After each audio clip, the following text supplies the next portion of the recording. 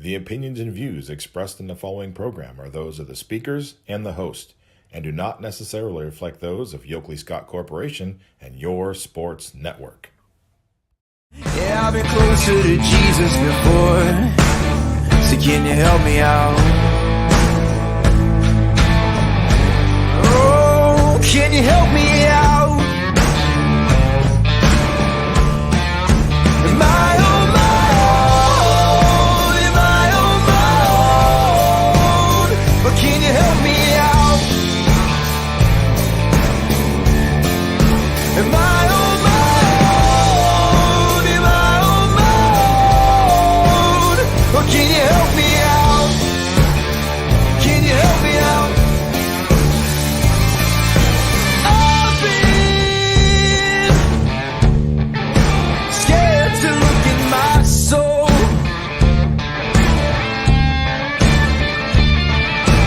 I've been afraid I would follow the road. Yeah, afraid of the things I've been told. And hello, everybody. Welcome inside a Friday episode of Running Point on YSNLive.com, brought to you, as always, by our good friends over. Hold on, my camera got a little bit knocked off. So, brought to you by our good friends over at Greenwood Chevrolet in Austintown. They go the extra mile for you. We try to do the same here on this show every single day, and we do that, of course, by not only going over the night that was, previewing the games to come, but also showing the player profiles and coaches' corners and interviews that we get to feature on this show every single day. That trend continues today. It is going to be a player profile with champions ace in the circle, Gabby Gradishar, the Penn State commit. Her player profile will be featured on today's episode of Running Point, and it is perfect timing because Gabby Gradishar coming off of a perfect game last night and 2 home runs. So I don't know if you can have a better day than that, quite honestly. We had 2 perfect games last night. And with that segue, we're going to go right into the scoreboard on ysnlive.com, and we'll talk about it. Scoreboard brought to you, as always, by our good friends at Burnett Pool, Spas, and Hot Tubs. They are the reason why we're able to bring you this wonderful tool. The YSN Scoreboard is a great way to find your live updated scores of your favorite teams across the YSN family, whether you're watching one of our broadcasts or you're at one of the games in person. Either way, you don't want to look away from the action for too long, and the YSN Scoreboard is a great and easy way to get live updated scores on your favorite teams across the YSN family. The YSN Scoreboard can be found at ysnlive.com/scores, and it is presented by Burnett Pools, Spas, and Hot Tubs. Let's get into it. We see Austintown Fitch baseball continue their hot streak as they get the win over Columbiana, 7-3. The final score there. Garfield takes care of Struthers, 13-2. The final score in that one. Boardman holds off Lakeview, 4-3. The final score. The Spartans get the victory at home. A big win for that Boardman baseball team, looking to build momentum. That's a quality win against a very good Lakeview baseball team. Ashtabula St. John gets the win over Edgewood in an offensive show, 11-7. The final score there. We go over into Ashtabula County still, as Jefferson and Pymatuning Valley were unable to play last night, so we move into Middle Ridge and Springfield. Springfield getting the 10-0 shutout victory over the Rams. We go into Jackson Milton, who was able to beat Lowville 12-2.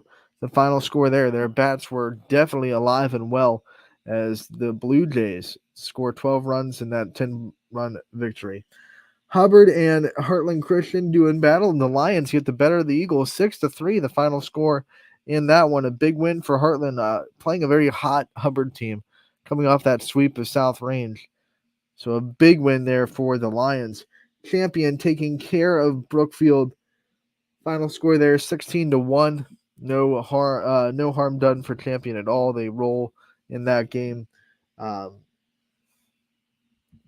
We go into South Range, falling to Girard 8-0. And this is a game that this continues the South Range woes this week. They have not had a great week on the baseball side of things. And when you look at this game, we'll hop into Game Changer, check out the stats, and see what went so right for Girard.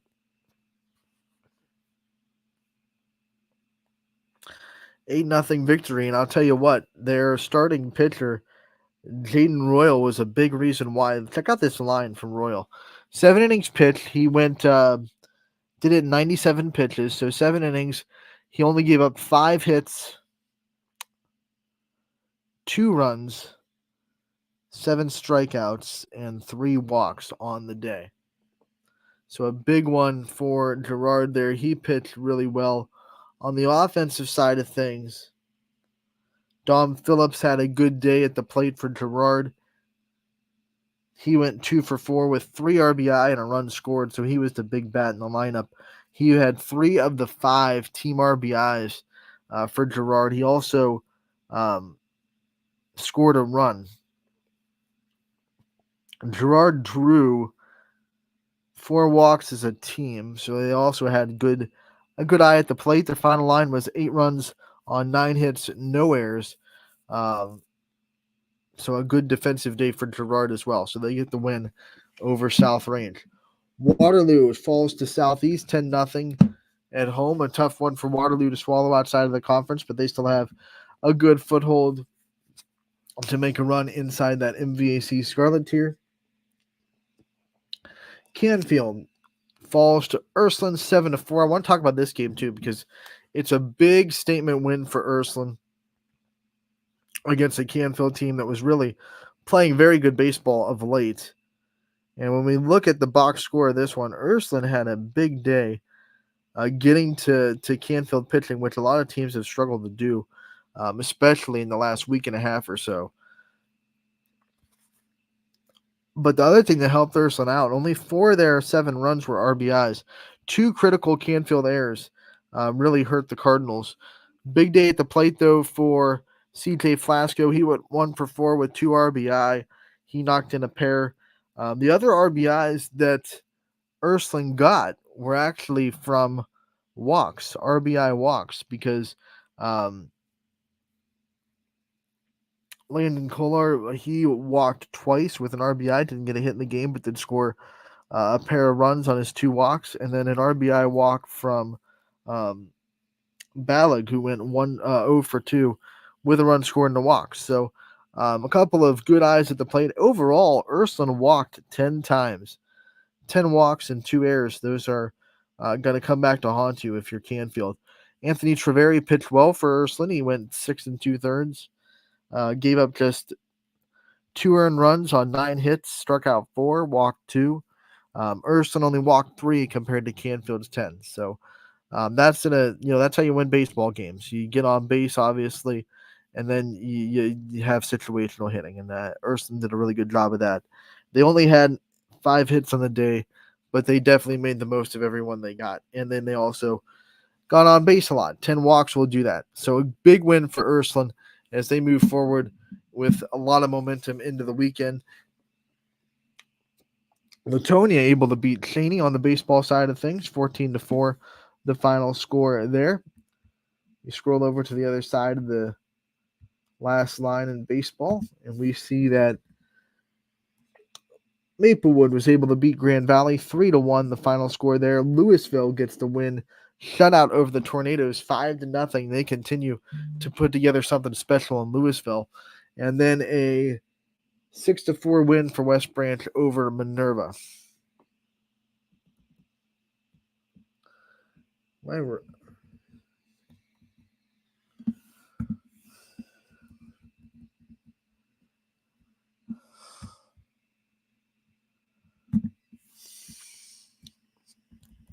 So now we go into softball, and we start off with, the game that was going to be one of the more highly anticipated games of the night. Fitch going into Louisville. Louisville ranked 8th in the state, undefeated, but man, Sydney Watts brought her absolute best in this game. It is a perfect game for Sydney Watts against an undefeated 8th in the state team. Let's look at her line, right? Let's look at it. No errors for Austin Town Fitch, obviously no hits. Sydney Watts threw 7 innings, struck out 12, And she did all of this in just 72 pitches. That is just barely over 10 pitches an inning. That is efficiency at its absolute finest point. And this is not an easy offense to go out there and no hit. I mean, this is not like she's playing someone that's way below her level. You have a Division I Power 5 hitter in the lineup. You have Maddie Benson. You have Kenzie Denzer to deal with. You have Brooke Heron to deal with. No one could figure out Cindy Watts. In fact, Maddie Benson struck out 3 times, and Brooke Heron did not strike out at all. So she had a good job putting the ball in play, which is what you want to do. But that's just an excellent performance from Sydney Watts. And we were reminded, if anyone forgot, why she's one of the best, not just in the state, but in the country, with that just incredible performance. Perfect game. And who she did it against was even more brilliant, doing it against an eighth ranked team in the state and undefeated Louisville. Now, Louisville has to bounce back, right? They have a lot to still play for. Obviously, they're independent, so they're looking for anything that gets them ready for the tournament. Maybe they'll see Austintown Fitch again. Who knows how that Division I bracket and district will kind of shake out.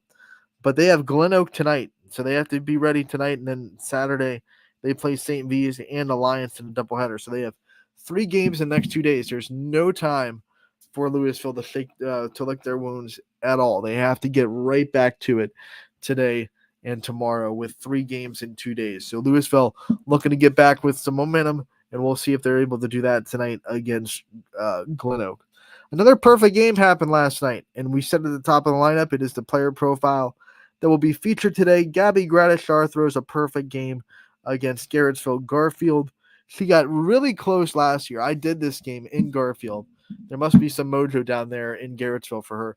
Threw a no-hitter and was 1 error away from a perfect game, where her defense just made 1 error on the day. And this year, maybe she remembered that. I don't know, because she went into Garfield this year, and she did the same thing, and her defense backed her up completely this time around. Let's look at Gabby Gradishar's final line in this 17-0 victory over Garfield. I'm sorry. 5 innings because it was a run rule. She didn't give any hits, no walks, obviously, 10 strikeouts, and she did it in 52 pitches. So Sydney Watts does 7 in 72, and Gabby Gradishar does 5 in 52. That's pretty like right cut and dry. If you're trying to say what performance was better in the circle, as far as efficiency goes, right down the line. 52, 72, 52 and 5, 72 and 7. These 2 pitchers are incredible. I can't wait till they play each other later on this season. But then if that wasn't good enough, if that wasn't enough for you, if a perfect game, 10 strikeouts and 52 pitches, if that wasn't impressive enough for you for some reason, Gabby Gradishar also went 3 for 3, 3 RBIs, 4 runs scored, and a walk, and hit 2 home runs. 2 home runs. 2 of 4 home runs hit by the champion offense as Haley Householder and Sam Strock also went yard for champion as well. So if the perfect game's not enough for you, if you're more of an offensive person, she also hit 2 bombs and knocked in 4 RBI. Knocked in 3 RBI, scored 4 runs. So that, that's all. That's just a normal day at the plate. I think we're getting a little bit complacent because we're just like, oh, Gabby Gradishar, she just threw another perfect game. Shocker. Want to also give a shout out to Austintown Fitch's offense, by the way, when we go back to that game. Forgot to shout out that they had home runs out the wazoo for their offense. Ayla Ray hit a home run. Abby Toth hit a home run. Kylie Folkwine hit a home run. Morgan Roby hit a home run. Sydney Watts hit a home run. So 5 home runs in the day for Austintown Fitch. And both the pitchers that threw a perfect game also hit a home run. Gabby Gradishar with 2 homers. Sydney Watts with 1. So what a day for those 2. And they're 1 and 2 in the scoreboard. That is coincidence, by the way. That we did not plan that they would be that close to each other on the scoreboard. But boom and boom. What a great night for both of them. Let's continue on the scoreboard, though. We go to United. They traveled to Crestview and got a really big fight from the Rebels. I think a lot closer than maybe the outside people expected in this game, but the Eagles come out on top 8-6, the final score in this one. We go to Brookfield. They were able to beat Badger 15-4. Campbell and Mooney, that went into extras. Mooney gets the 16-14 win. Poland was able to beat Girard 17-1, the final score there. LeBray beats Hubbard 3-2, the final score. 17-12.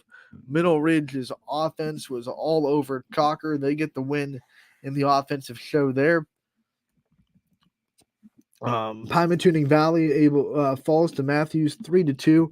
Columbiana played a doubleheader with Lisbon. They won the first game 9-0, won the second game 19-0. So Columbiana wins a pair against Lisbon.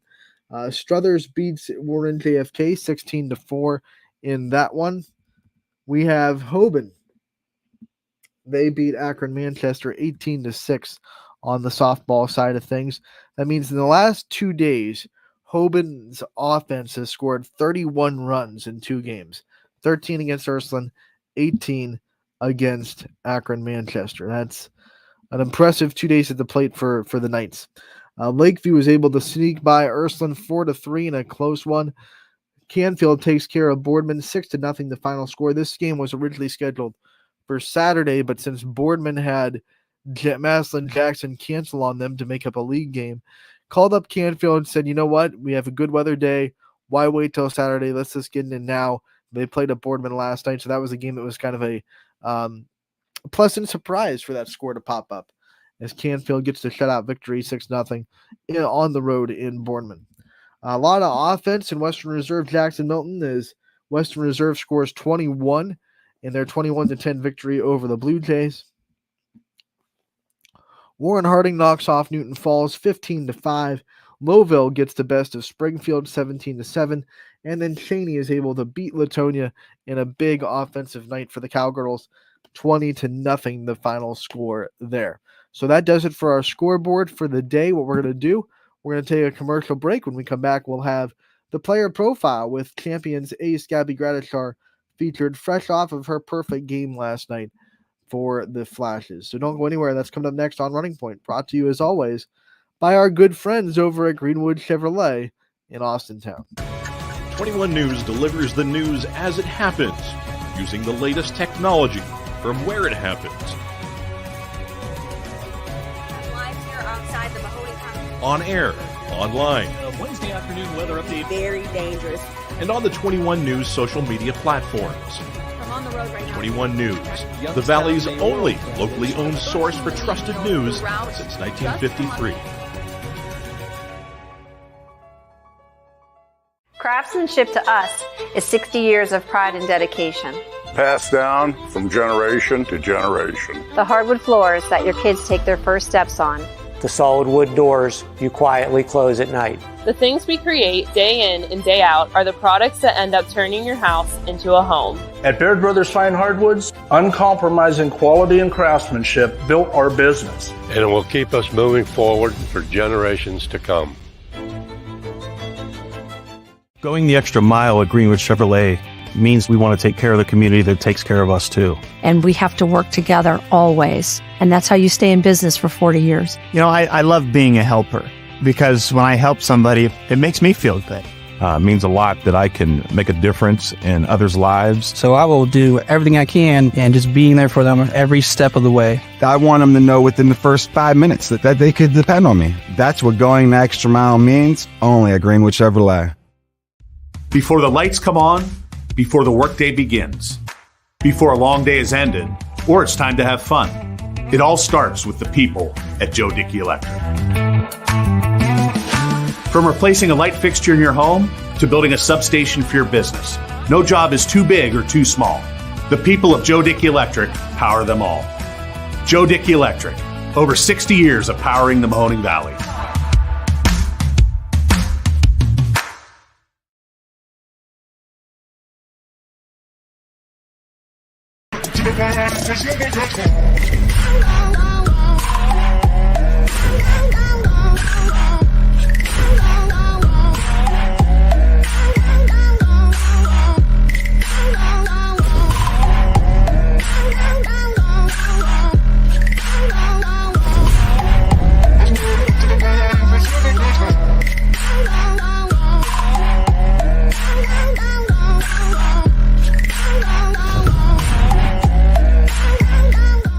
Now you can see every school, to the smallest school, to the intermediate schools, to the schools in the outlying areas. It gives you coverage that you could just never get to before. It's something that's great to experience, and it's opened up a whole new wave of sports viewership. The possibilities are endless here at YSN. Push the envelope every day. Try something new. If it works, great. If it doesn't, well, let's try another angle, and we just keep moving forward. My name is Mike Ackelson, and my sports network is your sports network. What can you do on over 5,000 acres? At Mill Creek Metro Parks, you can discover unique habitats and wildlife, create memorable family moments, experience history, heritage, and park programs, explore scenic landscapes, take time to relax and be well, connect with nature and each other. Come see what's new at Mill Creek Metro Parks. Plan your trip now at millcreekmetroparks.org. Going the extra mile at Greenwood Chevrolet means taking care of our local customers. And it's just a great feeling to put them in a vehicle and get them all excited about a new vehicle. At the end of the day, our goal is to be someone our customers can count on. And every day I'll go the extra mile for the community so they can trust us. To do anything that would convenience the customer or make them feel more at home. Realizing, number one, that we're here for them and that we're not going to go away. That's what going the extra mile means, only at Greenwood Chevrolet. Right here with a champion softball player profile. I am joined by Gabby Gradishar, the junior standout for champion. Gabby, thank you so much for taking the time to join us today. Yeah, thank you.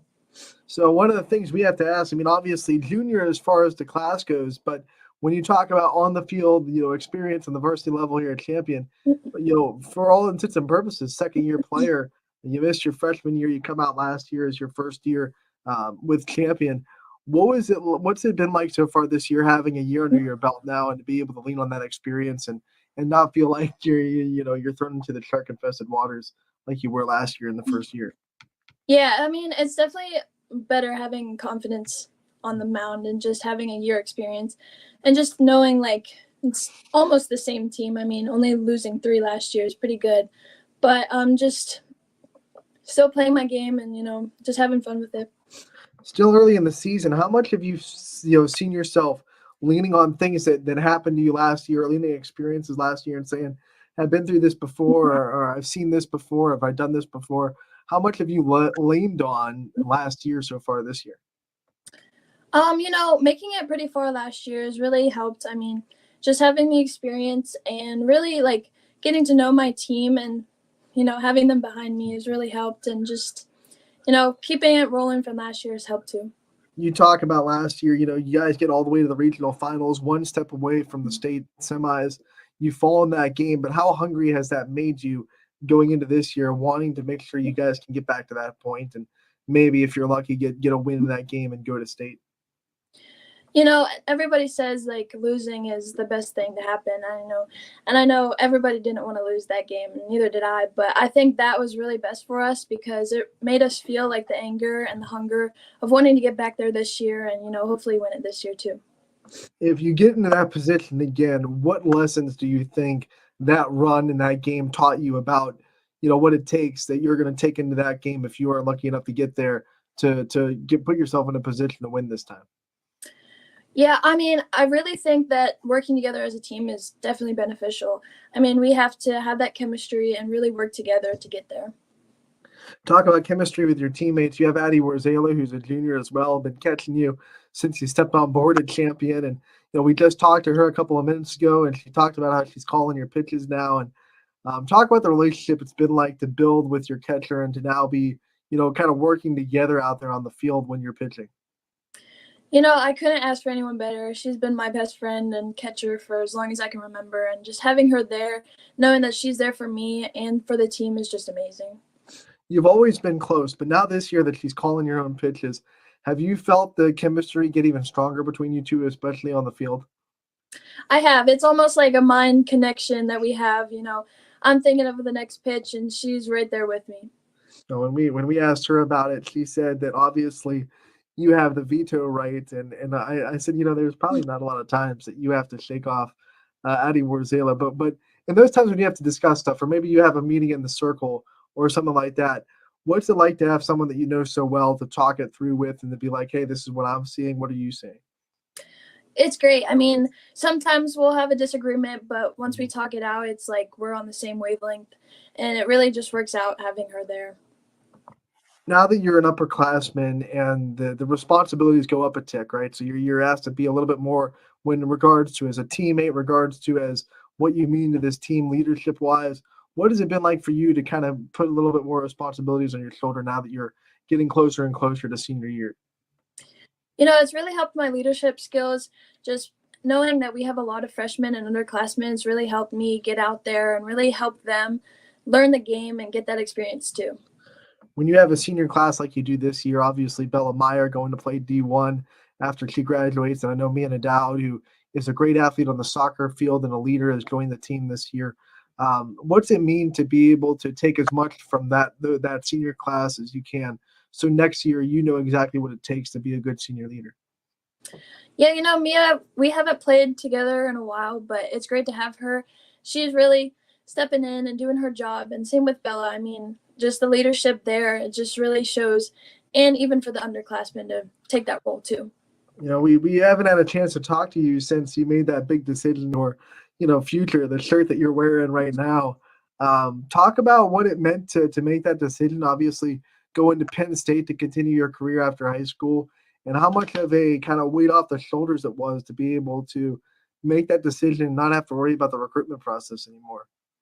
Yeah, I mean, everybody says the recruitment process is really tough and a lot on the mental side, but having it done and over with is really helpful, and it just takes that whole weight off my shoulders. With what you're able to do on the circle, you have a lot of colleges that you could have chosen from. What was it about Penn State that made you feel like home? What was it about Coach Crawwell and down there in the Nathan Alliance that made you feel like it was the place that you wanted to be? I love to say it, but when everyone's like, oh, when you step on campus, you're going to know. And I never really believed that until I stepped on Penn State, and I just loved it. I love the campus. I love the coach, the atmosphere. It's all there. Was there a moment on campus when you stepped on it that it locked in, like, okay, this is where I want to be? Was it someone you met or maybe a moment with the team or something like that where you just felt like this is home, this is where I want to be? Yeah, I would say we got to hang out with the team, and it was just everybody there is for softball, obviously, and just really loves the game and loves being around each other. And then, talk about what it's been like this year to be able to just focus on champion softball and not have to worry about impressing coaches or what your stats are for, the coaches that you're trying to get, in contact with. Now it's just, hey, how can I go and make champion the best team possible? What's that been like for you this year? I mean, it's been amazing. You can really step back and just play the game you love and without overthinking everything and just go out there and have fun. Do you ever take a step back and realize like the area of softball you're in and look at all the players that are committing to colleges around the area on your team, 2 Division I players, and you got Addie going to Slippery Rock, and you got so many players in this area going off to play college, and you get to be, playing with and against them. Does that, you think, make you that much of a better softball player? I truly do believe that just growing up in this area, I mean, we're known for softball around here, and just playing with all the great competition around has really helped me develop as a player. What excites you the most about, being able to now call yourself a softball commit and to be able to, have that dream accomplished of playing college softball? It was always a dream as a young girl watching TV growing up and seeing all these girls on TV, and now it's just like it's almost unbelievable, but very achieving and just great. So you tell Coach Crawwell, I'm coming, you commit there. Who was the first person that you told that you were committed to Penn State once it happened? I'd have to say Addie was the first person. When you had that moment, what was it like to call your catcher and be like, hey, I know where I'm going, and this is going to be my home for the 4 years after high school? It was unreal. I mean, it felt like I was talking, like making a dream, but just knowing that she was there for me and so excited just made me feel great. Talking about this year, and we've talked about the team's goals. Obviously, everyone wants to get back to regionals this year. What are some of your individual goals, things that you want to accomplish before the season's over? I'd have to say becoming more of a leader. That's always been one of my goals, and really just being there for the team and helping each and every one of the players get better. How much do you see yourself growing as obviously a statistical leader and a leader in the circle and at the plate, but a emotional leader of this team and a vocal leader of this team? How much have you seen yourself grow in that aspect? A tremendous amount. Even from freshman year when I was hurt, really helped me get out there and get out of my shell a little bit because I'm a little bit of on the quieter side. But really getting out there and be able to cheer for my teammates has really helped. I brought up on the plate, we have to talk about your offense because it does not slump at all. You had the most home runs of anyone in the YSN family last year. What's it like to switch on and off, go from pitcher to hitter, and to be able to put on the helmet when you have to and to be in hitter mode, and then obviously go out in the field and be in pitcher mode when you have to do that too? You know, a lot of people say it's a lot, and I get that. But for me, it's kind of like they work together. When I'm not pitching well, it's like, okay, I can go out and hit and, recover from that in the same way, opposite way. And it's really just helped me, like, as a hitter pitching too. Like, okay, what would she throw me on this pitch? And then the same thing for pitching as well. How much of, do you kind of scout yourself a little bit and say, here's where when you're working on your swing, here's how pitchers would attack me. Here's how I would attack myself, and then use that to, make your adjustments. Yes, that's exactly what happens. I mean, it helps me so much as a pitcher as well, because I know there's a lot of hitters like me as well, and just really going at them as I would go as myself. Might be a lot of hitters close to you, but not a lot of hitters like you. I promise you that. When you think about being able to do all the things that you've been able to do on the softball field, let's talk about your support system, your role models, the people you look for in your life that have helped you and guided you there. Who are some people that come to mind when you think of people along this journey that you really wouldn't be able to be here without? Yeah, I'd have to say my parents, first of all. I mean, they have supported me all the way through, from hours at the fields and hours traveling everywhere to go play. And then along with my travel coaches, have really pushed me to be the best player I am, really. Deeper family ties, because some different Bronco fans might know your last name, and obviously there was a big Hall of Fame announcement a couple of months ago. What's it like to be a part of this family and to have that moment for your family and for the people that obviously that you come from? Yeah, I mean, it's an honor. I mean, carrying on the tradition of going to college to play sport is really cool, especially with my name, and then just keep doing me. Do you ever get random people that know your last name ask you hey, are you related to this person, or do and stuff like that, and you get to kind of realize how much of an impact your family name has? Yeah, I have people ask me that a lot, and it's really cool because it's like people I don't even know, they know him, and then it's just crazy. One of the things that Champion softball is so good at when we're talking about legacy is obviously building up from the youth and wanting the young players to want to come up and be what the varsity is now. What are some of your favorite things about working with the youth of Champion and to build those players up so that when you're gone, the Champion softball program continues putting out this great talent and putting out these winning softball teams? Yeah, so this year we actually had our second annual youth camp, and I just love that because seeing all these young girls with the same love of the sport that I had growing up, it's just really, I love it, helping them and, letting them know that it's a reality and it can happen and just put the work in. Because of the success you're having, there are a lot of girls that look at you as saying, I want to be like Abby Gradisher. I want to be where she's at when I grow up. What's that like for you to realize that that you're a role model and that people want to be like you when they grow up? It's amazing. I mean, really watching each and every step, I got to make sure, doing the right things and knowing that all these young girls are watching me and are inspiring to be like me is just really showing them that it's possible, it can happen. Who were some of your role models in the softball world when you were growing up, people that you wanted to be like when you grew up? I had to say Jenny Fitch. I loved her growing up. Ever since I wanted to be a pitcher, I always followed her. Shocker. I think that's probably every pitcher's answer at some point in their life. Have you had the chance to meet Jenny? I have not. Okay. Well, if you had the chance to kind of pick her brain and ask her some questions, What would you want to ask her? What would you want to know about her journey and the things that she's gone through? I would probably have to ask her like what were her major setbacks and how'd she like recover from them, and just a whole lot about the mental side, because we all know that softball is 90% mental and 10% talent. When we talk about your adversity that you've faced more than most already in your career. What were some things that you did to get through it? When someone asks you for that advice, hey, I'm going through something, how do you get through it? What did you do? What were some of your techniques to get through the mental and physical adversity that you've already faced? You know, personally experience with my knee, I would always tell myself like small goals, set small goals and go towards those rather than in the long run, because that really helps it, keeping it like pushing forward and not looking like, okay, I'm going to be out for 9 months. Like, this is awful. But rather than, okay, I'm starting running next week, and just small things like that. All right, we can't let you go without having some fun with this interview.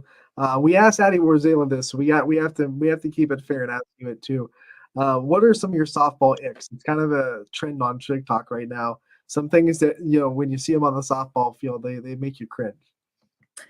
I'd have to say when people wear the visors like not over their ears, that it just doesn't sit right with me.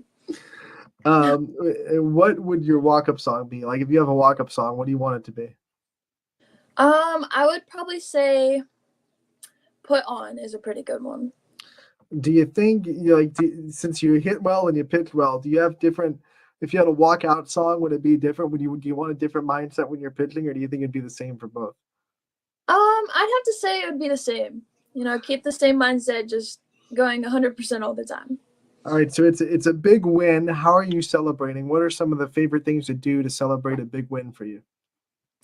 So we have a funny thing is we have this local Mexican restaurant in our town, and after big games we always go there. Big group of us. All right, so you hit a lot of home runs and you strike a lot of people out. So we have to ask, what's the best feeling? Is it a big strikeout or a big home run? I'd have to say a big home run. Nothing beats that feeling. When you get to cross that third base and you see your team all at home plate, can you put into words what that feels like, especially if it's like a go-ahead home run or a walk-off home run or a home run in a really big moment? Yeah, I mean, you really can't describe that feeling until you're actually feeling it, but it's amazing, having that whole team sitting there cheering for you, knowing that they have your back as well as you do theirs. It's just amazing. We also do want to ask you about Coach Weaver real quick, because obviously she's a brand new Hall of Famer and she got her 500th career win earlier this year, and you were able to be a part of that. What was it like to put yourself as a part of her journey and to say that you were able to get her that milestone and to now call her a Hall of Fame coach? What's it been like? It's an honor being able to play under her. I've said multiple times, but she is just an amazing person, and just you can't beat her. I mean, she's there all the time, putting her work in as well as we are, and she just loves the game as much as she loves us. This is going to be hard because I'm sure she's taught you a lot and given you a lot of great softball knowledge. But if you had to pick maybe one aspect of your game that you think has grown the most because of your being coached by Coach Weaver, what do you think it'd be? I'd have to say the mental part. I mean, she really helped me through my freshman year, getting through that, and just really telling me to keep my composure throughout everything that goes on in the game. All right, Gabby, before we let you go, as always with the player profiles, we want to give you the chance to thank the people that are in your life, your support system, and the people that you think deserve the limelight a little bit in this interview. Yeah, I mean, first of all, I want to thank God, because without him, nothing's possible. And just my parents, my family, and my friends just really support me. All right, Gabby, we want to thank you so much for your time. We appreciate it. We wish you the best of luck the rest of your junior season, and we know we'll be out there seeing you real soon. Thank you.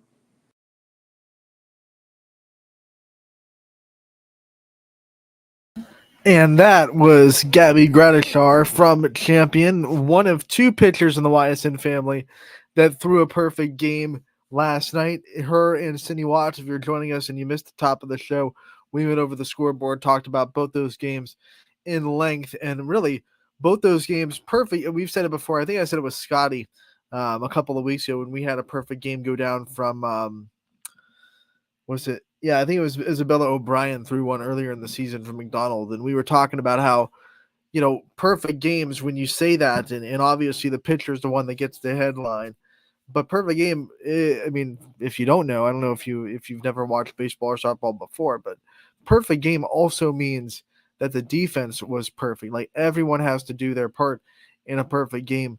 So when you have two teams that throw perfect games, I mean, obviously the pitchers get the love, and they both had double-digit strikeouts, and they both were super efficient with their pitches, only using just a smidge over 10 pitches per inning in both those games.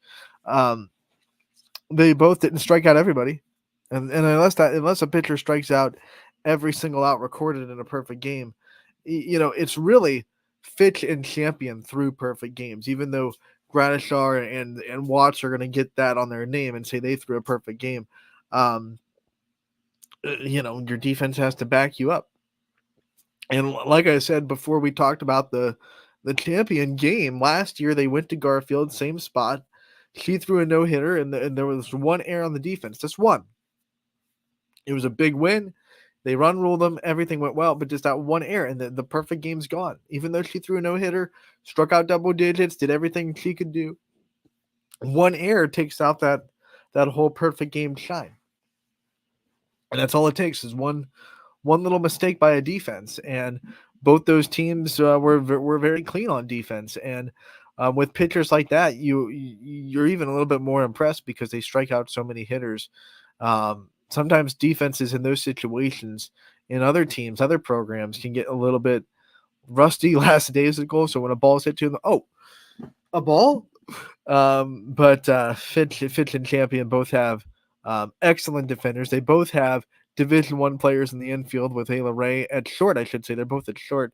Ayla Ray and Bella Meyer both going to YSU, both at shortstop for both those teams, leading the infield. They're great teams, and I think the last word on that for Gradishar and Watts last night is that to remind everybody that perfect games should go to the team. It's Champion and Fitch. Throw perfect games. So with that being said, I want to take the light. We signed it on yesterday's games, which were awesome. We had a great weather day, and I was really impressed that we got most of those games in where they were supposed to be played, because obviously we had the storms on Wednesday. So a lot of these fields were wet but playable, and I think that's a testament to all the people that were working on the fields, whether it be the coaching staffs. We saw parents out there helping in some places, field crews, field managers, whatever it may be. Whoever was working on these fields did a really good job. They weren't going to get all the water out. That's impossible. But they absolutely did a good job of making sure that it was playable.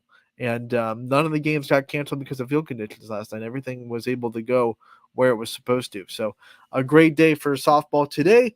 Cloudy. There's no. I'm going to look at Storm Tracker 21. I want to be sure I'm saying this correctly. Storm Tracker 21 shows no chance of rain tonight, just cloudy. A little bit cooler than the rest of the week. The first pitch temperature tonight for most of these games, 5 o'clock, is going to be 61, according to Storm Tracker 21. So still nice. I would take 61 over these 40-degree weather games that we got in the first couple of weeks of the season, but a little cooler than earlier in the week. So I would say maybe a jacket weather tonight and tomorrow if you're going out to a softball game. So, but no rain, which is what we always love. No rain in the forecast, just clouds, according to our good friends that take care of the weather issues. I am no meteorologist. I just look at Storm Tracker 21. You should too when you're trying to follow the weather during softball season. So no rain in the forecast tonight or really tomorrow. We have a lot of games tomorrow too. Just cloudy and cool. Tomorrow even cooler. The high is only 51 tomorrow. So if you're going out to softball or baseball tomorrow, again, make sure you bundle up because the high will barely get above 50. So especially these morning games that we're talking about tomorrow. I mean, for example, tomorrow at 11 a.m., which is when most of these games start, it's going to be below 50. It's going to be 49. So that is kind of cold, and no sun makes it even colder. So make sure you're bundled up and ready for a little bit of a cooler Saturday. We get in the next week, though. Storm Tracker 21 says that we are going to have a little bit more warmth, sunny and 57 on Monday, and then getting warmer and warmer as the week goes on. So we should be, having pretty good weather for the next several days. And the weather will be good because we have games to get to. Let's go to the scoreboard. Back to the scoreboard. Brought to you by Burnett Pool Spas and Hot Tubs. Bring it up on the full screen for you here. We'll go from last night into tonight and see what games are going to be happening. Not just tonight, but also we'll show you tomorrow's games too, since we won't be with you again until Monday. So here we go. Baseball. It's the rivalry. It's blue versus red. East Liverpool Beaver Local squaring off tonight. Ursuline and Heartland Christian doing battle again. They played each other earlier in the week. This time it will be a Ursuline home game. Ursuline won the first matchup 14-2 on Wednesday. Salem plays Jackson Milton tonight. That game, we just got word from Derek Rhodes, I believe, has been canceled. So no Salem Jackson Milton tonight. Niles will play Lakeview in any 8 action. We have West Branch traveling to Fitch. Columbiana will be traveling to Crestview to play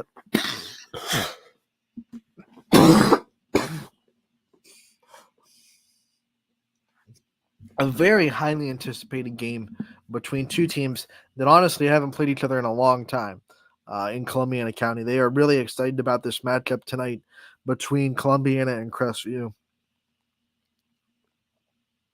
because these are old school rivals that don't get the chance to play each other too often. So they're excited. I think everyone's excited about tonight's matchup between Columbiana and Crestview.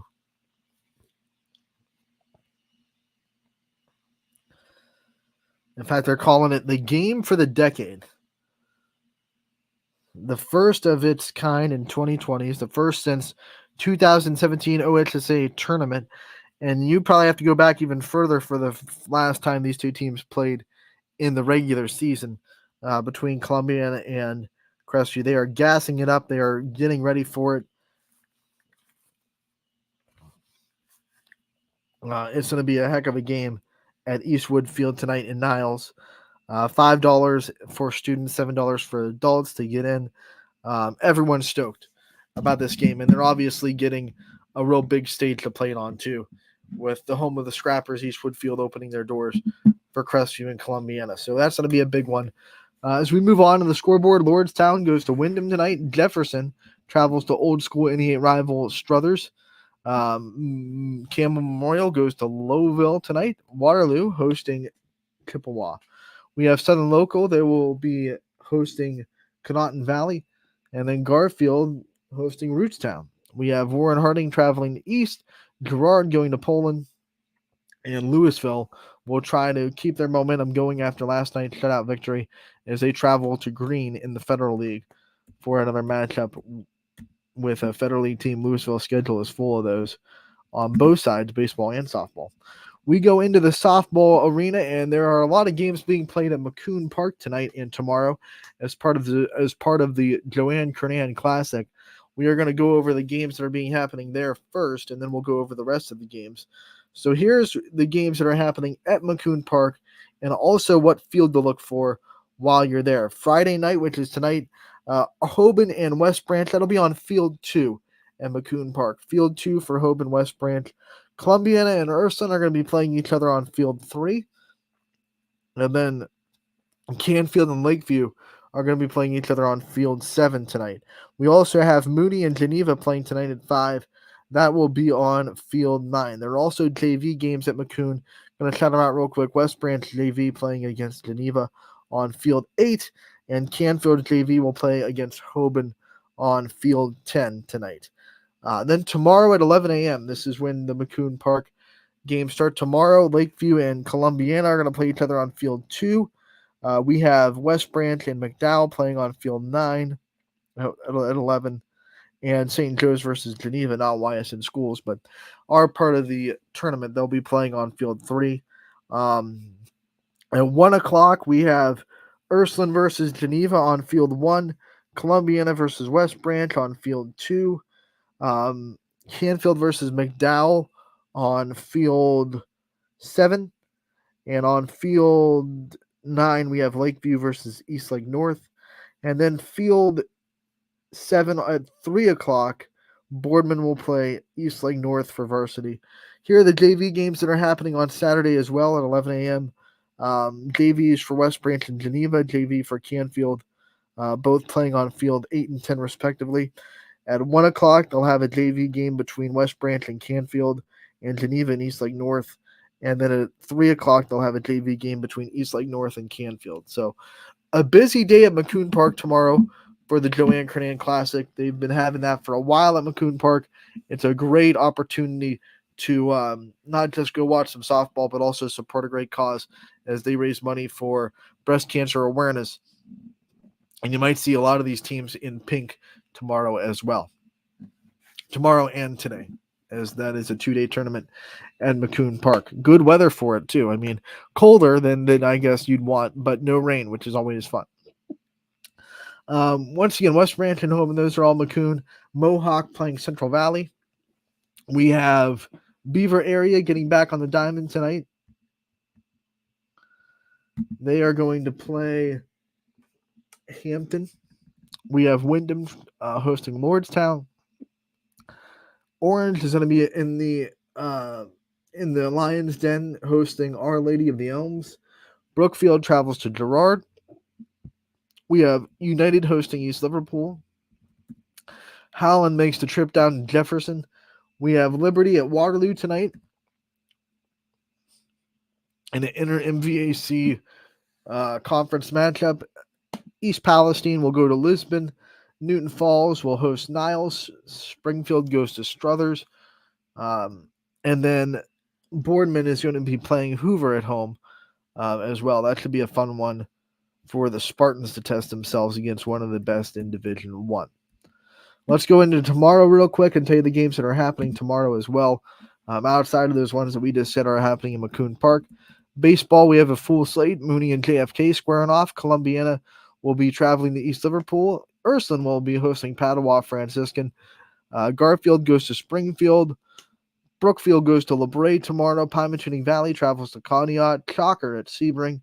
Beaver Local at Struthers. Geneva at Ashtabula St. John. Lowville at Middle Ridge. Beaver Area Baseball hosting McGuffey. West Branch will be hosting Twinsburg. We have McDonald traveling to Waterloo. Lakeside hosting Grand Valley. Girard traveling to Salem. Harvey will be at Conneaut. Carrollton will be at Springfield. Latonia at Lisbon. Chalker at Sebring. And then East will be at Newton Falls tonight as well. We go to softball tomorrow as Western Reserve going to be hosting Jefferson County Christian. Lordstown will be at Newton Falls. We have Weirton Madonna going to be at Wellsville. Chalker at Sebring. Canfield and Boardman, which was originally scheduled for tomorrow. That game obviously being played last night, so that one will be taken off of our scoreboard when it's updated. Lakeview will be playing Columbiana. That'll be at McCoon.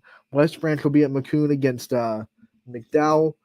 Pymatuning Valley travels to Jefferson. Howland will be playing at home against Solon. That's going to be a triple header at Howland as well. So Howland will play again against LeBray, and then LeBray will play Solon as well. That is a Tony Ross Invitational at Howland Township Park. Springfield travels to Middle Ridge tomorrow. Orange has their second game in a row against Chagrin Falls. Beaver Local will host Union Local. Brookfield will be hosting Warren Harding. Fitch will be hosting Brunswick, which I think that game happened earlier too. Yeah, that's a final. That's a know how that was a final score that came in on Tuesday. So don't know how that glitched in the system, how that one got into this scoreboard. But West Branch Columbiana will play each other. Eastlake North and Lakeview. Canfield and McDowell, of course. Western Reserve has their doubleheader with Jefferson County Christian. Wellsville will play as the doubleheader with Madonna. Sebring and Chalker. Ursuline and Geneva at McCoon. Cardinal Mooney plays VASJ at McCoon as well. Beaver Local and Union Local having their doubleheader. Salem will be hosting East Palestine. Cheney will be traveling to Crestview. Louisville hosts Akron, St. Vincent, St. Mary. So that is all that's happening today and tomorrow in softball and baseball. It's going to be a fun weekend When we come back Monday, we'll have a lot to talk about, a lot of games to talk about on Monday on Running Point. So enjoy your weekend, everybody. That's going to do it for today's episode. Want to thank you guys so much for tuning in. Want to also give a shout out and a thank you to Gabby Gradishar for her time in that interview. It was a great one indeed. If you missed it in its entirety, it can be found on ysnlive.com and also our YouTube page. So make sure to go check that out. And let's have a fun weekend. Let's bundle up a little bit, get out there, and have some fun baseball and softball. Live games can be found at ysnlive.com/live. Make sure to check them out, and we will see you all on Monday. Thank you so much for tuning in again. Running Point brought to you as always by our good friend